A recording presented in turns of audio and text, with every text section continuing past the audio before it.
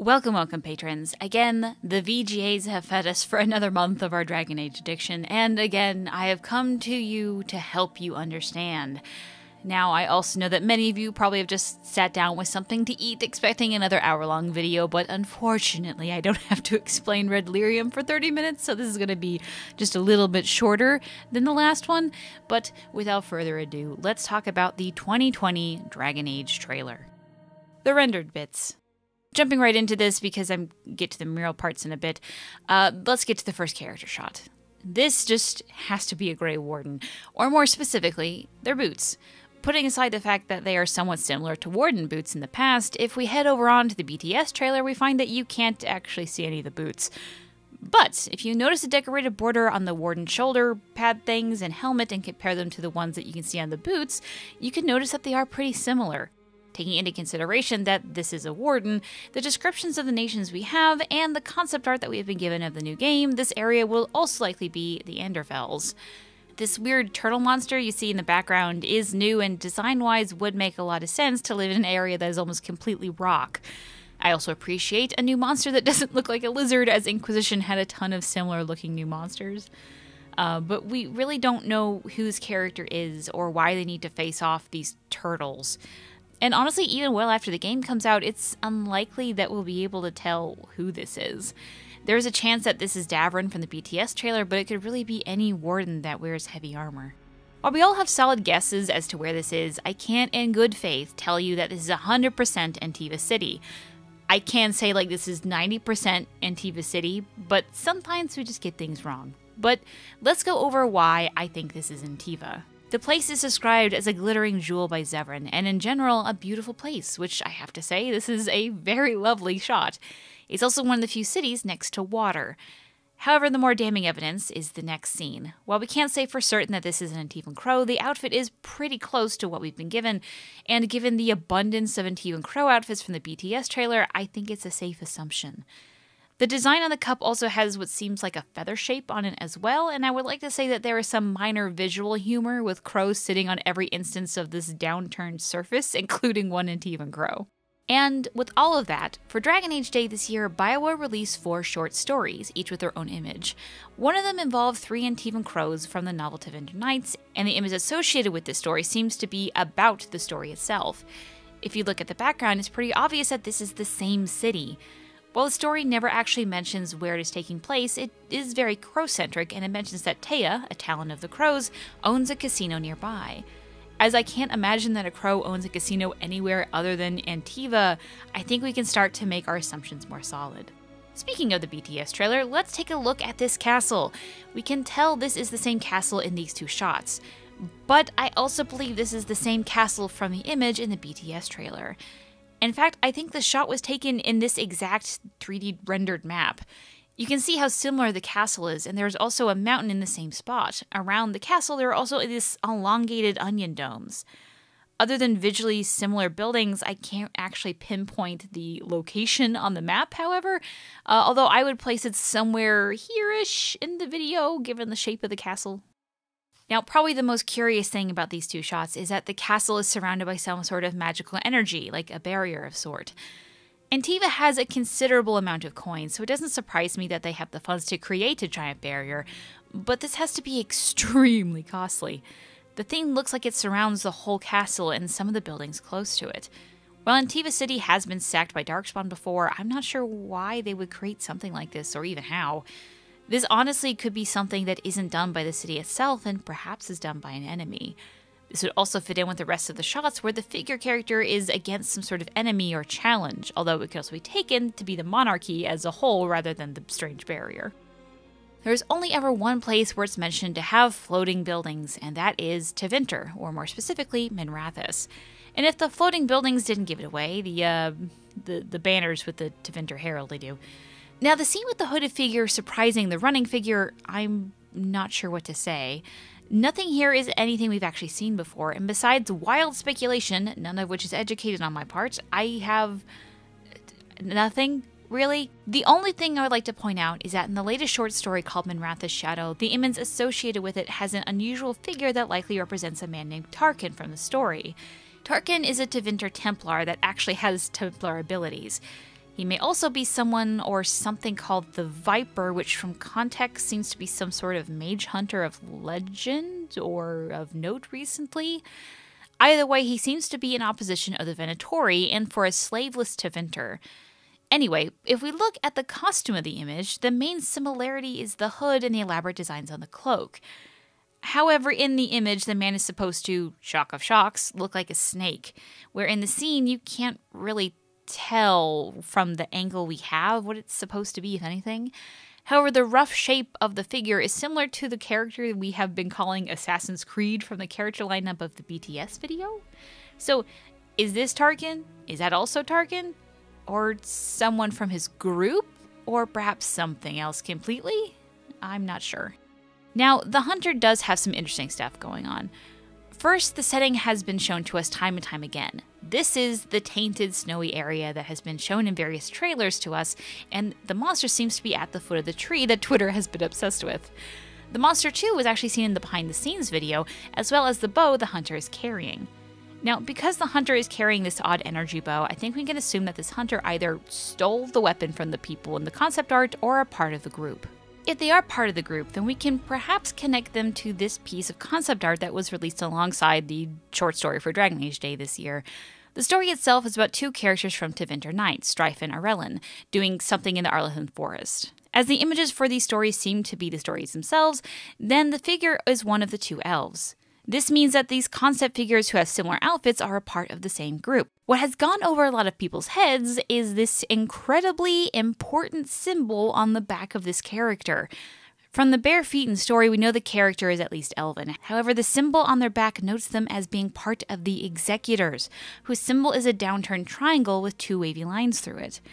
Now, if this is true, however, why does this Hunter have horns? A lot have gone on to say that this could be a female Qunari character from the BTS trailer, which her outfit in this concept art does look similar to that. But if everything I have said is true, why is a female Qunari working with Dalish elves who are against the Qunari? For starters, we know so little about the Executors, but one thing we do know is that they are a diverse group. We know now that they have Dalish elves in their ranks, they have had Inquisition soldiers in their ranks, and many other various races and backgrounds. It's not out of the realm of possibilities that a Qunari defector join the Executors.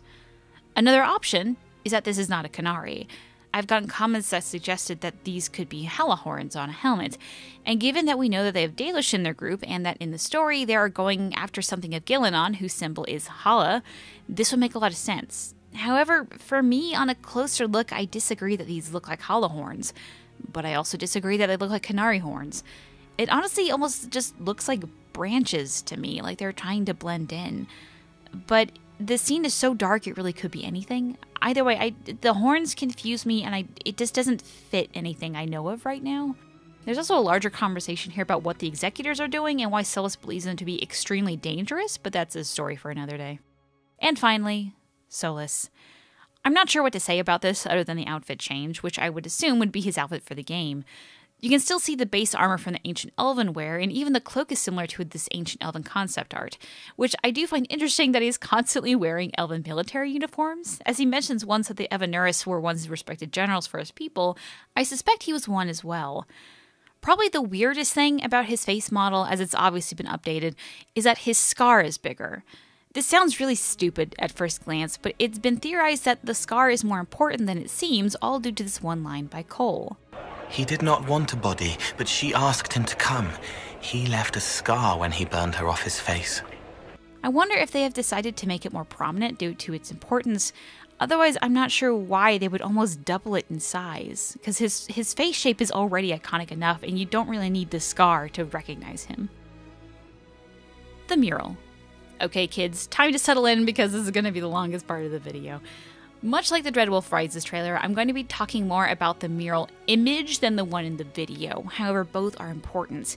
The image that I'm using and the one that has been circulated around comes from the main Dragon Age website that uses it as a splash image. While there is most of the mural shown, there is a small section that is cut off or blacked out. Now, I did ask the person who has done the previous murals for the series if a better version could be released, but interestingly enough, he said that they were going to keep it to themselves for a while. Also that this mural was sketched by him, but painted by the lead art director for the game. So, Let's start off with just naming the various parts of the image so I can refer to the parts later. In the lower left and right corners are Meredith and Corypheus. Yes, that's Corypheus and not Morgan, guys. I'm not even sure how y'all saw that. But either way, this is them in their moment of defeat. Meredith turning into red lyrium completely, and Corypheus when the orb was destroyed. In the center, there is a giant wolf's head breaking into a barrier with a city inside, and the wolf's head is flanked by two upside-down figures, which, for the purpose of this video, I'm going to be calling them by what the Discord I'm on has been calling them, which is Moonhead and Beetle. Does this make sense? Absolutely not. Is this canon? God, no. But it gets the point across. The city. It's hard to make out in the image from the website, but the bottom of the main part of the city is actually floating. Given what we know so far, this is the Black City, the mysterious city seen floating from all places in the Fade. What is probably the most interesting part here is that it's covered in red lyrium. While Corypheus mentioned that the city was tainted before he reached it, it was never mentioned that it was infected with red lyrium. There are a lot of questions we have about this place, including what city it could be and why it was locked. But the most popular theory at the moment is that this is Arlathan, or at least a part of the Elven Empire, that was locked away for reasons unknown, although, given the image, it could have been locked away due to its infection of red lyrium. Many of you are probably also going to be asking about the architecture of the castle, as this was, in lore, painted by Solas, who is one of the few alive that actually saw Arlathan. Can we tell if this is supposed to be Arlathan just by the painting? Short answer, no. We have some vague descriptions of the city, but there isn't anything super obvious to mark it one way or the other. And besides that, anyone in the Fade can see the building, so it's not like painting it is actually unique. The wolf and the barrier.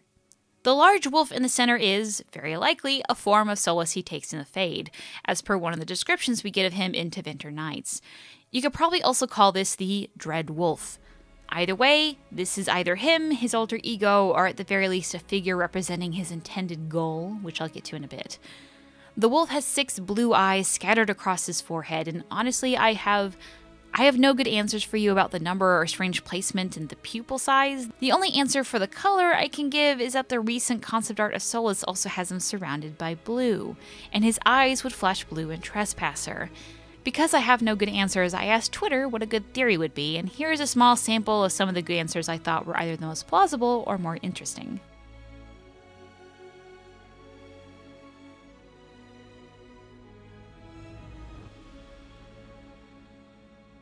One thing to note is that in the trailer mural, there are only 2 colors that are reflective, gold and the blue. While the gold makes sense, the blue is odd to me. Blue of that shade in Solas murals is an unusual color, appearing only a limited amount of times. Even on the older murals, I can't tell you what the vivid blue means for sure, although the most logical conclusion is that this is meant to portray lyrium or lyrium usage. The wolf's teeth, on the other hand, are red, the same red as the red lyrium. Does it actually represent red lyrium, or perhaps it's blood, or perhaps white teeth would have stood out too much?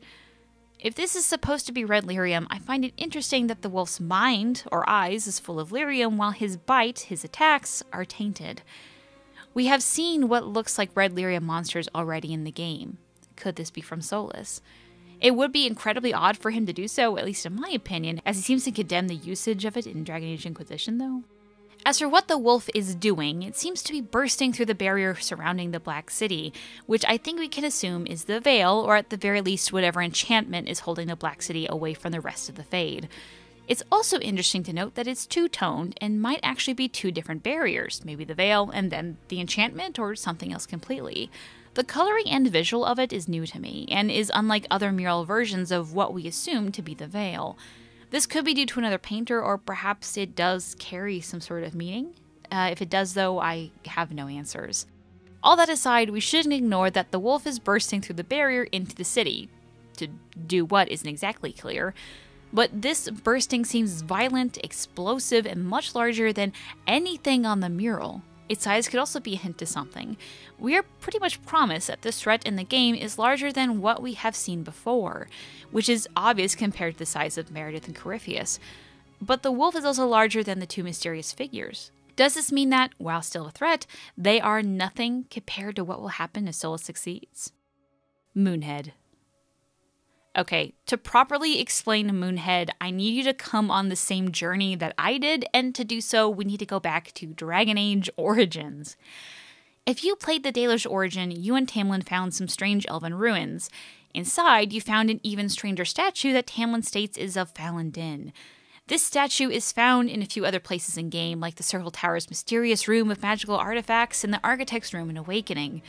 The problem is that other than Tamlin's word, which is dubious at best, we have no idea what the fuck this thing was supposed to be of. The elven gods look like that? Why does Falun Din look like this monster while some of the other elven gods are depicted as humans? Or elves. Now, moving on, in my Discord there is also a user, Calwin, who has a pastime of examining up close the different assets to the game. One thing that caught her attention was this image, which is a destroyed tapestry used again and again in the Temple of Sacred Ashes in Dragon Age Origins. The temple itself is supposed to be about the life of Andraste, so could this weird blotch be the maker? We had no idea. Meanwhile, in her search for interesting game assets, Calwin found this image, which is an alternate version of different mosaics from Trespasser. Now, I did a whole video on this topic because I wanted to find if anyone at all was able to trigger them in game, so head over there if you want more info on this. But the one thing we thought was odd was that this one figure, who I dubbed as Triad, has similar head shape to the strange statue. Was this Falun Din? We weren't sure. Some of the heads matched up with odd statues that were littered around Trespasser on both Alluvians and these bodies that sort of looked like dragons. Now, jump to the summer. Did you know that there's some odd forgotten lore in the Prima Special Edition guidebooks of Dragon Age Origins and Dragon Age 2? Well, it's been long enough that I wanted to see them for myself, so I went out and actually bought both of them. Inside the Dragon Age 2 one, I find this image. Here it was, given without context, concept art of the strange statue, and even more so, it was an exact match for the blob in the Temple of Sacred Ashes. We were ecstatic and even more confused to be able to link the statue with not only Andraste, but to be important enough to have concept art that depicts it as not a statue. Now, while all this is going on, BioWare is releasing new content, including the BTS trailer, which has this image. Cool, whatever. Later on in November, the BioWare 25 book is released, and fans notice that this same image has changed into this. At this point, you can probably see where I'm going with this, but I have one more puzzle piece. Final puzzle piece is from a stream of David Gator, the previous head writer to the series, playing Dragon Age Origins along with Summerfall Studio co-worker Liam Essler. Now, there are a ton of interesting little trivia bits from the game development, so I suggest you go and watch them, but what caught our attention was this. Why did you make the Archdemon a dragon? Is it because the game is called Dragon Age? It's because the game is called Dragon Age, yeah. The Archdemon was originally something else. It was more demonic. Yeah, originally the Archdemon, like, they had a blank face, like, say, imagine all black, and had this sort of giant, sort of ornate crown that surrounded the head, and then was all sort of smoke and tentacles, very, very Cthulhu-esque, and but that was like one concept drawing. So, considering how much trouble they have doing tentacles or snakes with modeling, I bet you that by the time it went through iteration, if it hadn't become a dragon, it probably would have needed to become something else anyway. Right. Yeah. That makes sense. Alright, so with all the pieces in place, simply put, the concept is of what the old gods were supposed to be. Likely rendered as a statue and thrown in as the game as probably some sort of Easter egg to the devs, but it's still what Erthemiel was, so they threw it in the Architect's room, who we later find out is the High Priest of Erthemiel. Years later, the same head shape is found in the game files along with other odd head shapes, including, finally, Moonhead. Where Euthemiel's head didn't make it into the final game, what we dubbed Horns and Sun did. As statues, though, and Moonhead seemingly replaced Euthemiel's.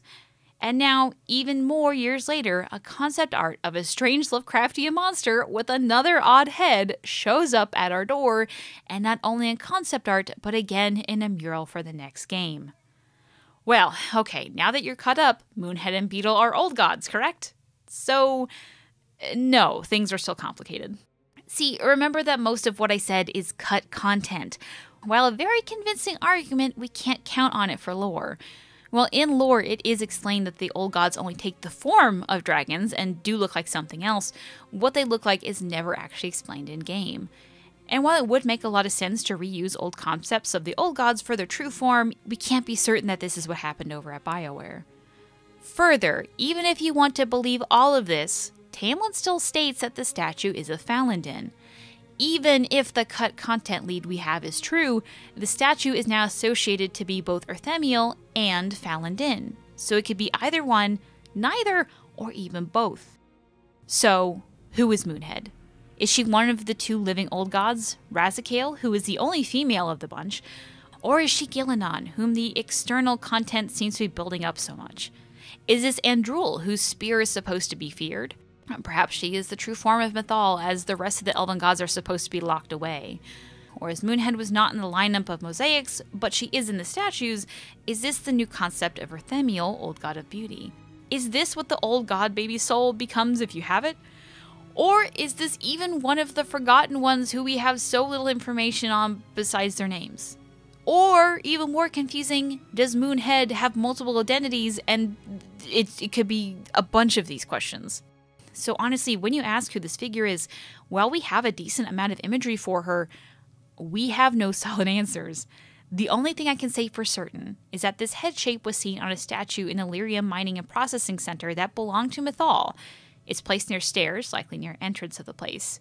Who, or whatever she is, Moonhead was revered. But her likeness is different from Mythal, and rarer. And there are at least two more like her whose depictions are also placed on top of alluvians. Her arms are crossed in a way that suggests slumber to me, but her eyes are wide, so I think she's awakening. She has a halo, and from the BioWare 25 book is at least known in some part as an evil god, which doesn't actually narrow it down at all. The waves from her head are also unknown to me. Some have pointed to the book image to say that the waves are water or electricity magic that she seems to use.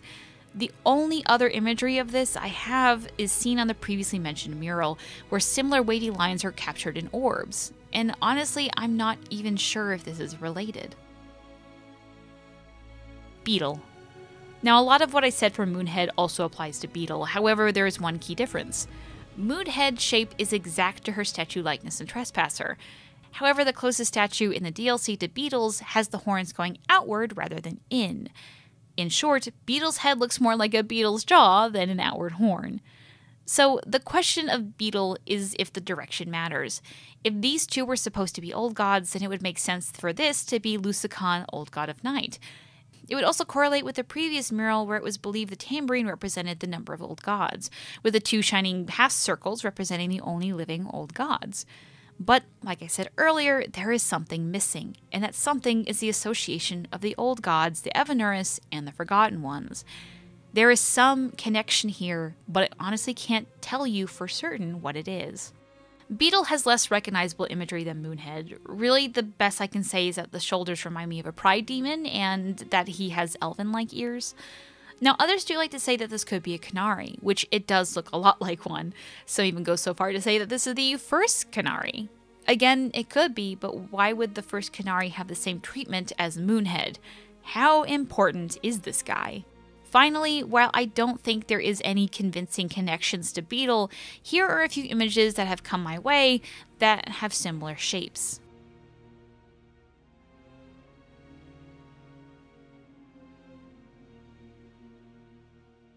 The Double Blight. Now, this is a very quick aside and only sort of related to the mural, but if these two are old gods, then does this mean that the popular fan theory of the Double Blight, or two archdemons rising at the same time, is confirmed? Obviously, I can't say anything is confirmed here, but it's holding more water than I would have thought, save for one detail. Is it a blight if the old gods rise and are not tainted? Will they still command an army of Darkspawn? Will they still attack Thetis? Or will they actually be sort of chill? A piece of concept art tweeted out by the devs includes two dragons. I can't say for certain what these dragons are of, other than a drawing of the dragon on the left seems to be in the art book for Dragon Age Inquisition, but this again puts more water in the Double Blight theory. However, these two dragons don't look tainted to me. If anything, this could be an image of almost a reverse Blights. We, or even the Grey Wardens, awaken an old god or two to help us fight Solas and his army. The Tyrant and the God. There are two things that interest me about the placements of Meredith and Corypheus figures. First, what are the figures doing?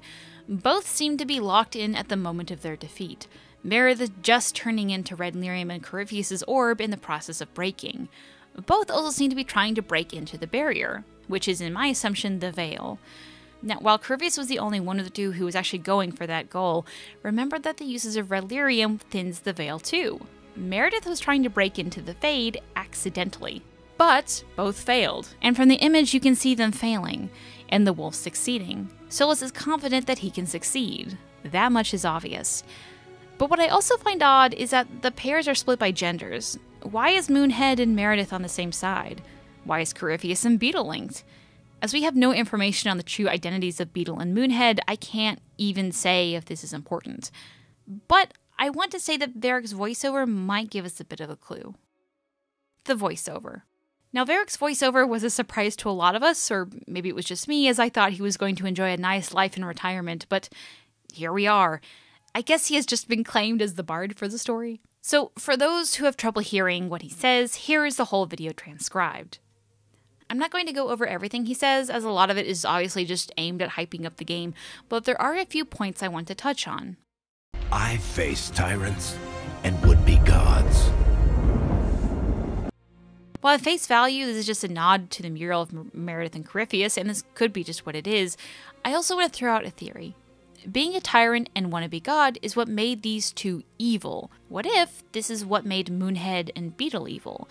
If this is the case, then it would make some sense than just linking the figures up by the gender.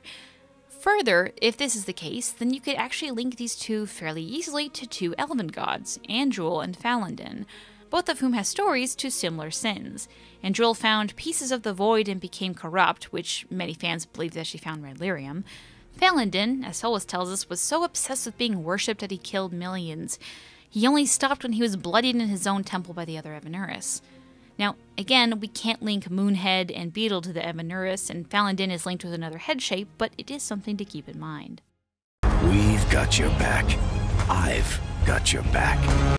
While not too surprising, as in both the comics and the short story Half Up Front into Winter Nights, Varric seems to be helping whatever the Inquisition became and stopping the Dreadwolf, I am surprised that it seems that the main hook of the story will be that Varric has hired you. While this could go anywhere, it does seem that the main character was hired by Varric because they showed some sort of promise, I guess, and will be banded together by Varric's odd connections in a world to try to stop the Dreadwolf. It's time for a new hero. Now, I just want to include this because I'm surprised that people are surprised. The devs have gone out of their way to say that the main purpose of Trespasser was to be a send-off for the Inquisitor. They were never going to be the main character for Dragon Age 4, guys. Never. Yet when Varric mentions this, people are acting like this is news at all. I'm sorry, but it was never going to work out. The Inquisitor is, at best, going to be a side character. The music. Okay, so just to show how the sausage is made here, this is going to be a beat-by-beat breakdown on the music for the trailer, but most of the way through I found that it could pretty much be summed up by the sounds in the background. Make sounds reminiscent of various other songs in the game when something similar pops up on screen, which tells you nothing but the composer is paying attention to previous scores of the games and even sound effects. But the one thing that is surviving my editing process is this little tune. Life and limb. Which the same instrument is then used again in the end.